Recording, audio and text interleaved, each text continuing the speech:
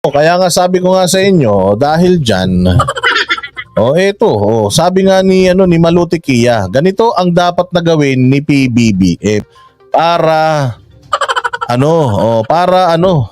para talagang maging maayos yung bayan. Ito, sabi ko nga sa inyo, these are pro-Dutertes, but these pro-Duterte journalists, analysts, mga political analysts, gusto nilang talaga natulungan yung presidente natin na ilagay sa tamang landas.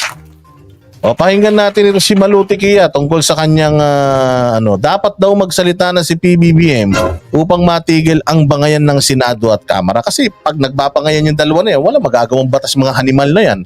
Ayun lang ang pakinabang sa atin ng mga buwisit na yan. So, kailangan na mag-step up talaga ni PBBM. Kaya nga na-interview namin si Vic Rodriguez, yun din ang sinabi niya, he has to step up. Kailangan na talaga niyang to stand his ground and tell everyone, be the biggest person and tell everyone na hey, wait. I am the president, I should be in control and I'm gonna control you guys. Yung mga aso mo, pakainin mo ng tama tapos ilakad-lakad mo, i-train mo. You have to show them that you are calm and assertive. Tuloy pa rin ang kabi-kabilaang press con at pagdinig ng Kongreso hinggil sa kontrobersyal na People's Initiative. Sabi ni Francis, kahit anong dasal, sige, pakinggan natin itong komentaryo ni Maluti Kia. Kaugnay nito ay tingin ng isang political strategist na baka ito ang magiging dahilan ng tuluyang pagkasira ng political capital ng Pangulo. Si Cristel Austria sa detalye ng balita.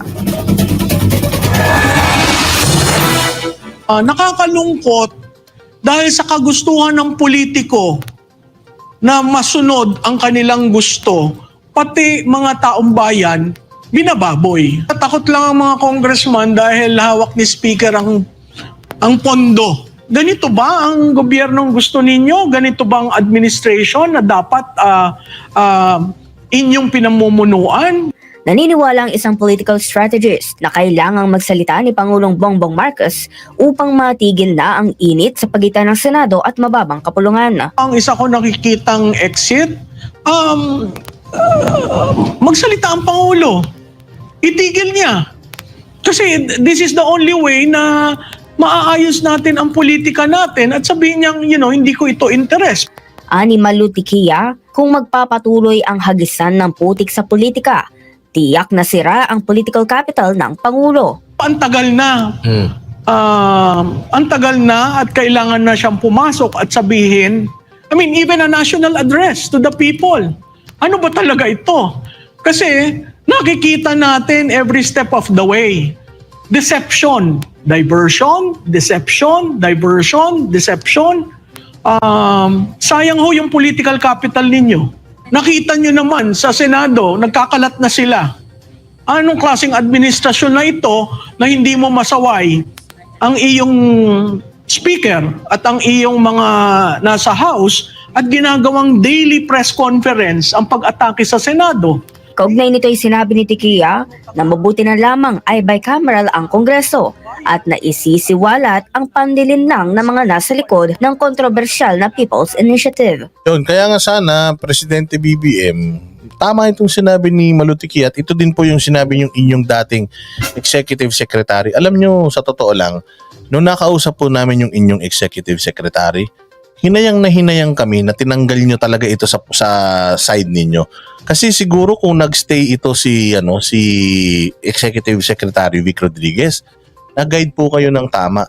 Ang problema, marami po kayo dyan sa paligid nyo ng mga surot, na mga alingaw-ngaw na ang gagaling sumipsip. Ang surot, ganyan eh. Pag sumipsip ng dugo yan, ibang klase. Talagang punuan ng sikmura yan. So marami po kayo sa paligid ninyo, Mr. President, na mga surot na walang mga silbi at puro mga pansariling kapakanan lang yung iniintindi. Siguro, PBBM, kung ididilat lang ninyo yung inyong mata at tingnan ninyo yung mga paligid ninyo, may mga sungay yung mga yan. Lahat ng may sungay, itapon mo na sa dagat-dagatang apoy. So yun po yun, tanggalin mo yung yan, katulad yan, yung speaker of kahit pinsan mo yan, kaya mo na yan, yaman-yaman yun eh. Hindi nyo na kailangan ng sobrang power. O, kasi sobrang dami, money is power already. You have the money, you have the power. Okay na yun, okay na yung isang termino lang sa inyo, sir. Yung mga anak ninyo, they should kumbaga, work their way up sa posisyon. Kung gusto nila maging presidente balang araw, magpakilala sila at magpakagaling-galing sila. Ganun talaga buhay. O kaya yun yung sinasabi nila. Kaya nga ako nanghinayin talaga ako kay ES Week na wala kung nandoon siguro baka well-guided kayo. I really am gonna say na you are not well-guided, sir, kasi ako naniniwala ako sa inyo na talagang busilak ang inyong puso eh. Pero yung mga nasa paligid nyo, naku, wala yung mga yan. Kaya sana talaga mag-step up na kayo. Hindi, ang gulo-gulo na. Manood kayo ng vlog nila Banat Bay, ni Boss Dada at saka ni Coach Oli. Mr. President. Tapos tingnan nyo yung mga issues na dinidiscuss namin. Ito po yung boses ng taong bayan. Ang gulo-gulo ng Senate, ang gulo-gulo ng Congress. Wait, I will talk to them. Diba? Oh, tama na kasi yan. Tama na yung yan. Iraos natin tong 4 na taon pang natitira ng maayos. Tigil na natin yung pangungurakot nyo. Tigil nyo na yung pambababae nyo. Tigil nyo na yung ganito. Tigil nyo na yung ganyan. Work na tayo. Diba? Dapat ganun. Mabutit bycam tayo kasi kung unicameral tayo, hindi natin makikita itong nangyari. Ang tingin ko, mababait nga yung mga senador eh. Walang nagsasabi na cover up ito nangyayari eh. Ako, cover up ito. Kasi there is no legal personality to begin with. And then they invoke pirma. And when the SEC registration was presented, si Mr. Onyate is not even a director there. And he claims he owns the organization, no?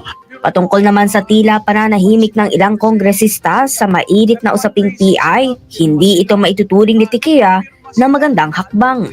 Takot lang ang mga congressman dahil hawak ni Speaker ang pondo para sa kanilang distrito. Siguro yun ang dapat, kaya nagugulat ako wala nagsasalita. Dati may mga makikisig at talagang matatapang na congressman. How will the public even trust the House of Representatives na sabi economic provision lang ito? From the very beginning, problematic na itong approach nila. Para sa Diyos. Yun. Napakaganda ng suggestion ni Malutiki. Alam mo na hindi bias eh. So, ayun nga, PBBM, sana lang sir, sana lang, you will consider it na yung mga nasa paligid mo at yung mga satanas dyan. Alam mo kung sino yung mga yan, makinig ka lang sa mga tamang tao.